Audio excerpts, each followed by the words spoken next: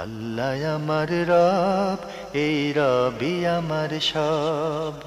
দামে দামে তুন মনে তারি অনুভব। তোমার দুনিয়াতে আমি যেদিকে তাকাই, অথই নিয়ামতে ডুবে আছি সবাই। পাক পাখালির গানে শুনি তসবি কলো রব, তসবি কলো রব। আল্লাহ আমার রব, এই রবি আমার সব। আসসালামু আলাইকুম। প্রিয় দর্শক, আপনারা কেমন আছেন? সবাই ভালো থাকুন, সেটা আমাদের একান্ত কামনা।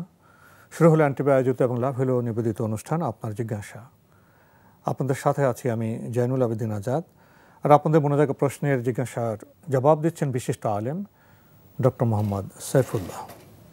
আসসালামু আলাইকুম ওরহমতুল্লাহি ওয়া বারাকাতুহু। প্রিয় দর্শক, চলুন তাহলে জিজ্ঞাসার জগতে। শুরুতে একটি ইমেইল পাঠিয়েছেন অ্যাডভোকেট মোহাম্মদ শফিউর রহমান, ঢাকা জজ কোর্ট থেকে। লিখেছেন, আমার প্রথম প্রশ্ন হলো, তার নাম আব্দুল খালেক, কিন্তু যদি তাকে শুধু খালেক বলে ডাকা হয় তাহলে সেটা কত বড় গুনাহের কাজ হবে এবং এর শাস্তি কি হতে পারে? তাকে যদি খালেক বলে ডাকা হয় তাহলে কত বড় গুনাহ হবে? না, এটা গুনাহ হবে না। তবে উত্তম হচ্ছে তাকে তার নাম ধরেই ডাকা। নামের মধ্যে কোনো ধরনের বিকৃতি সাধন করা ইসলামী শরীয়তের মধ্যে মানে গর্হিত কাজ, নিষিদ্ধ কাজ। আপনি নামের মধ্যে বিকৃতি সাধন করতে পারেন না কারো নাম। সুতরাং তাকে আব্দুল খালেক বলাটাই হচ্ছে বিধান। এক্ষেত্রে তার এই নাম মানে বিকৃত করা অথবা নামের মধ্যে কোনো ধরনের পরিবর্তন করা, এটি অসংগত কাজ, গুনাহের কাজ। একদল উলামায়ে কেরাম এটাকে মাকরুহ অপছন্দনীয় বলেছেন। বাকি রয়ে গিয়েছে যে মাসআলাটি এখানে খুব সূক্ষ্ম, সেটা হলো এই আব্দুল খালেকের মধ্যে খালেক আল্লাহ তাআলার নাম। আল্লাহ রাব্বুল আলামিনের নাম দিয়ে কোনো ব্যক্তিকে ডাকা যায় যাচ্ছে কিনা, এই মাসআলা, মানে এই প্রশ্নের মধ্যে একটি সূক্ষ্ম মাসআলা রয়ে গিয়েছে। সেটা হলো এই, যদি আল্লাহ রাব্বুল আলামিনের এমন নাম হয় যে নামগুলো আল্লাহ রাব্বুল আলামিনের সত্তার জন্য বিশেষিত, নির্ধারিত, এবং এই নামে অন্য কাউকে ডাকা অথবা নামকরণ করা জায়েজ নেই, এমন নাম হয়ে থাকে, তাহলে সেই নাম দিয়ে বান্দাকে ডাকাও জায়েজ নেই, বান্দার নামকরণ করাও জায়েজ নেই। বান্দার নামকরণ করাও হারাম, ডাকাও হারাম। সুতরাং এই কাজটি তখন হারাম কাজে পরিণত হবে। যেমন আল্লাহ সুবহানাহু ওয়া তাআলার নামগুলো কোনগুলো খাস, সেগুলো আপনাকে জানতে হবে। আল্লাহ তাআলার নামগুলো তো আমাদের কাছে জানা আছে, সুতরাং কোনটা খাস আল্লাহ তাআলার জন্য সেটা কিন্তু জেনে নিতে হবে। যেটা আমরা এই প্রোগ্রামের মধ্যে বলতে পারবো না, কারণ আল্লাহ তাআলার নাম তো অনেক। সুতরাং আল্লাহ সুবহানাহু ওয়া তাআলা এই অনেক নামগুলো থেকে আমরা প্রত্যেকটা একটা করে বলে দেবো আপনাদেরকে, সেই সুযোগ আমাদের হাতে নেই। যেগুলো আল্লাহ রাব্বুল আলামিনের জন্য খাস, নির্দিষ্ট, বিশেষিত, সেই নামগুলো আল্লাহ রাব্বুল আলামিনের জন্য খাস রেখে দিতে হবে। যেমন আল্লাহ সুবহানাহু ওয়া তাআলার একটি নাম আমরা বলি, আল্লাহ রাব্বুল আলামিনের নামের মধ্যে আল ওয়াহাব আল্লাহ তাআলার নাম। সুতরাং কোনো ব্যক্তিকে ওয়াহাব এই নামে আপনি ডাকতে পারবেন না, এটা আল্লাহ সুবহানাহু ওয়া তাআলার নাম। যেমন আল্লাহ সুবহানাহু ওয়া তাআলার একটা নাম হচ্ছে আর রহমান, তো কোনো ব্যক্তিকে আর রহমান এই নামে আপনি ডাকতে পারবেন না, এই নামে ডাকা জায়েজ হবে না। যেই সমস্ত নামগুলো আল্লাহ তাআলার জন্য খাস, এই দুটো উদাহরণ দিলাম। কিছু কিছু নাম আল্লাহ সুবহানাহু ওয়া তাআলা রয়েছে যে নামগুলো আল্লাহ রাব্বুল আলামিনের জন্য মানে ব্যবহার করা জায়েজ, আল্লাহ তাআলার জন্য ব্যবহার হলে সেগুলো কামাল, পরিপূর্ণ বৈশিষ্ট্য হিসেবে ব্যবহৃত হবে, মানে কামালুল মুসাম্মা ও কামালুস সিফাত, নামের দিক থেকে পরিপূর্ণ এবং সিফাতের দিক থেকে, বৈশিষ্ট্যের দিক থেকে পরিপূর্ণ আল্লাহ তাআলার জন্য ব্যবহার হবে। আর বান্দার জন্য যদি সেটা ব্যবহার হয়ে থাকে, তাহলে বান্দার জন্য সেটা ব্যবহার হবে মানে নাকিস আল মুসাম্মা নাকিসুস সিফাত, বান্দার জন্য এটা ব্যবহার করা জায়েজ, আল্লাহ তাআলা ব্যবহার করেছেন, বান্দার জন্য সে ব্যবহার করা জায়েজ। আর তখন সেক্ষেত্রে বান্দার জন্য এর বৈশিষ্ট্যটা হবে, বান্দার যেমন অপরিপূর্ণ, বান্দা যেমন ত্রুটিপূর্ণ, বান্দার জন্য সেটা যে সিফাত সাব্যস্ত হবে, সিফাত নাকিস, মানে অপরিপূর্ণ সিফাত সাব্যস্ত হবে, পরিপূর্ণ নয়। আল্লাহর জন্য কামাল সাব্যস্ত হবে, পরিপূর্ণতা সাব্যস্ত হবে। যেমন আর রাহিম, রাহিম শব্দটি বান্দার জন্য ব্যবহার করা জায়েজ রয়েছে, আবার আল্লাহ রাব্বুল আলামিনের জন্য ব্যবহার করা জায়েজ রয়েছে। আল্লাহ রাব্বুল আলামিনের রহমত হচ্ছে কোন রহমত?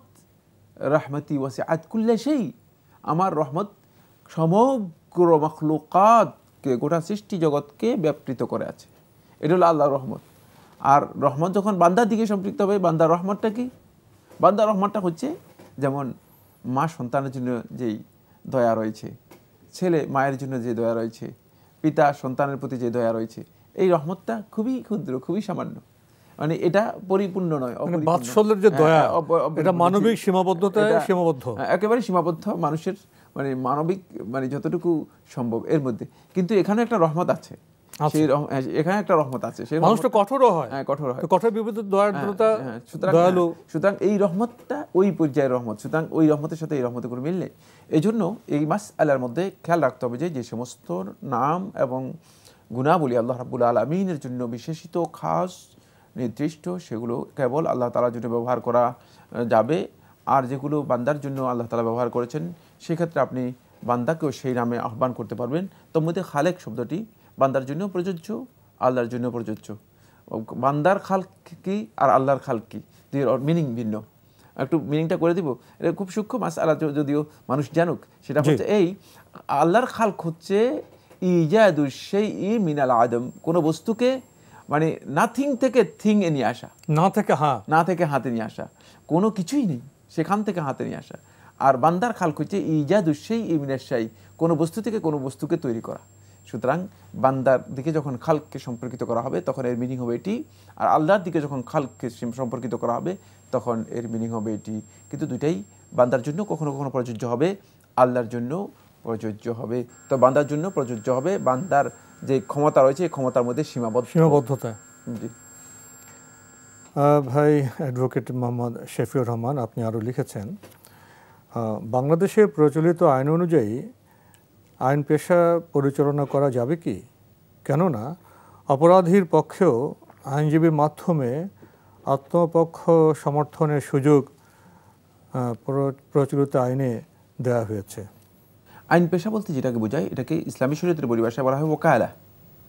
ওকালা হচ্ছে কারো পক্ষ থেকে আপনি ওকিল হিসেবে, মানে তার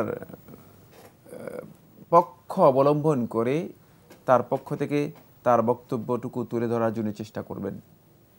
আর এই ধরনের ওয়াকালা বা ভারপ্রাপ্ত অথবা প্রতিনিধি হিসেবে কেউ যদি দায়িত্ব পালন করে থাকেন, তার জন্য এটি জায়েজ, মানে এটি না জায়েজ কিছুই নয়। আর সেটি অপরাধীর পক্ষ থেকে অপরাধকে সাপোর্ট করার জন্য নয়, মানে অপরাধীর বক্তব্য তুলে ধরার জন্য। আর মানে অপরাধী নয়, যিনি বাদী রয়েছেন তার পক্ষ থেকে বাদীর বক্তব্য মানে কোর্টে তুলে ধরার জন্য যদি হয়ে থাকে, তাহলে এই ধরনের কাজ করা যায় না, জায়েজ নয়, জায়েজ রয়েছে। অপরাধে 2 মাত্রা অপরাধ করেছে, তাকে যদি 4 মাত্রা অপরাধ অভিযুক্ত করা হয়, সেই ক্ষেত্রে মানে অপরাধী যিনি, মানে অপরাধীর কোনো অপরাধ যদি আপনার কাছে সুস্পষ্টভাবে প্রমাণিত হয়, সেখানে আপনি কোনো ধরনের মিথ্যার আশ্রয় নিয়ে আপনার জন্য জায়েজ নেই। কারণ আপনি জানেন যে এইটি অপরাধী এবং এই অপরাধের সাথে জড়িত আছে, কিন্তু তিনি আপনাকে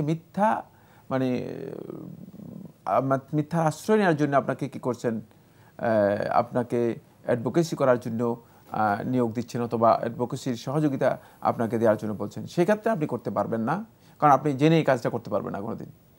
জেনে কোনো ধরনের এই ধরনের কাজ করা ইসলামী শরীয়তের মধ্যে জায়েজ নেই। কিন্তু যদি আপনি মনে করেন যে এই ব্যক্তিকে অপরাধে ফাঁসিয়ে দেওয়া হয়েছে, বহু লোক আছে মানে অপরাধের সাথে তাদের কোনো সম্পর্ক নেই, অপরাধে কোনো না কোনো কারণে ফেঁসে গিয়েছে, অপরাধের সাথে সম্পৃক্ত করে দেওয়া হয়েছে, এবং এই সমস্ত ক্ষেত্রে যদি অপরাধীর পক্ষে, মানে যাকে অপরাধী হিসেবে সাক্ষ্য, মানে বিবাদী হিসেবে, অপরাধী বলা যায় না এখানে বলা হয় আসলে বিবাদী, সঠিক বক্তব্য হচ্ছে বিবাদী।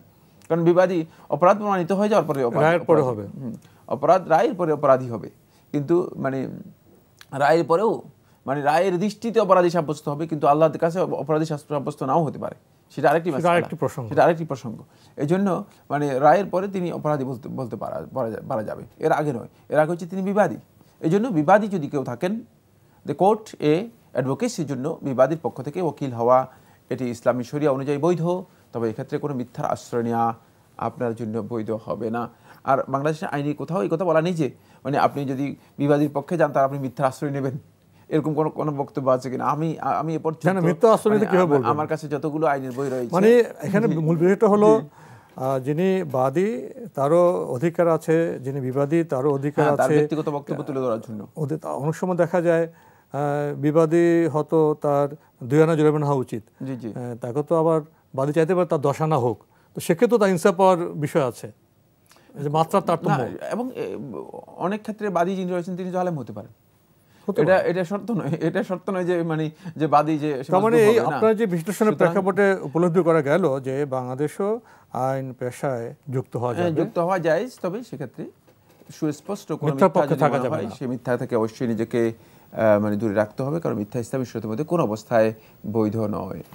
আমাদের ভাই বোনরা অনেক প্রশ্ন করেন, নানা প্রত্যন্ত এলাকা থেকে প্রশ্ন করেন, নানা অবস্থান থেকে প্রশ্ন করেন, নানা ভাষা ব্যবহার করে থাকেন। অনেক সময় সেগুলো পড়তে আমার কষ্ট হয়, বুঝতেও কষ্ট হয়। কিন্তু একজন দর্শক তো অনেক কষ্ট করে চিঠি পাঠান, পরিশ্রম করে পাঠান।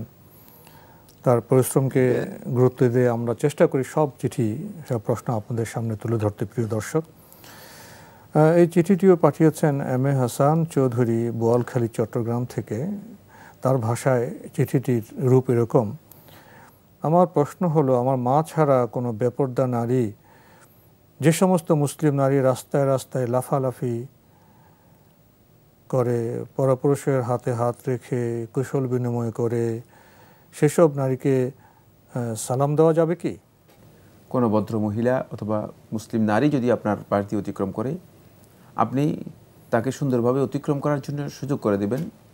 আপনার জন্য ওয়াজিব হচ্ছে, আল্লাহ সুবহানাহু ওয়া তাআলা কোরআন কারীমের সূরাত আন-নূরের 30 এবং 31 নম্বর আয়াতের মধ্যে যেটা বলেছেন, মুসলিম নারীর জন্য, মুসলিম পুরুষের জন্য, কুল লিল মুমিনিনা ইয়াগুদ্দু মিন আবসারিহিম ওয়া ইয়াহফাযু ফুরুজাহুম। মুমিন পুরুষদেরকে আপনি বলে দিন তারা যেন তাদের দৃষ্টিকে সংযত করে। আপনি আপনার দৃষ্টিকে প্রথম তো পুরুষকে তার সৃষ্টিকে সংযত করতে হবে, তারপরে তারা যেন তাদের লজ্জাস্থানকে হেফাজত করে। সুতরাং আপনাকে নির্দেশ দেওয়া আছে দৃষ্টি সংযত করবেন। এক্ষেত্রে আপনি নারীকে সালাম দেওয়ার জন্য আপনার এগিয়ে যাওয়ার প্রয়োজন নেই। অনেক পুরুষ আছে তাদেরকে সালাম দিতে পারেন রাস্তায় রাস্তায় তালাশ করে করে। নারীদেরকে সালাম দেওয়ার কাজটি আপনার মানে বাধ্যতামূলক বিষয় নয়। কারণ হচ্ছে নারীদেরকে সালাম দেয়া রাস্তায় অতিক্রম করার জন্য বিব্রতকর একটা অবস্থা তৈরি হতে পারে। ফলে কোনো সময় কোনো যুগে মানে এভাবে প্রমাণিত হয় নাই যে রাস্তায় যখন নারীরা অতিক্রম করে থাকেন তারা যাতে করে স্বাচ্ছন্দ্যে চলে যেতে পারেন। এই জন্য মানে তাদেরকে রাস্তা পার হওয়ার জন্য, রাস্তা অতিক্রম করার জন্য সহযোগিতা করা, এটা হচ্ছে বিধান।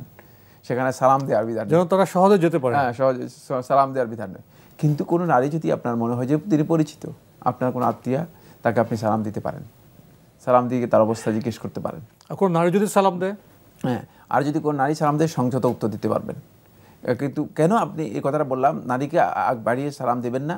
কারণ হচ্ছে আগ বাড়িয়ে সালাম দিতে বিব্রতকর একটা অবস্থা তৈরি হতে পারে। অপরিচিত নারী হলে একটা বিব্রতকর অবস্থা তৈরি হতে পারে।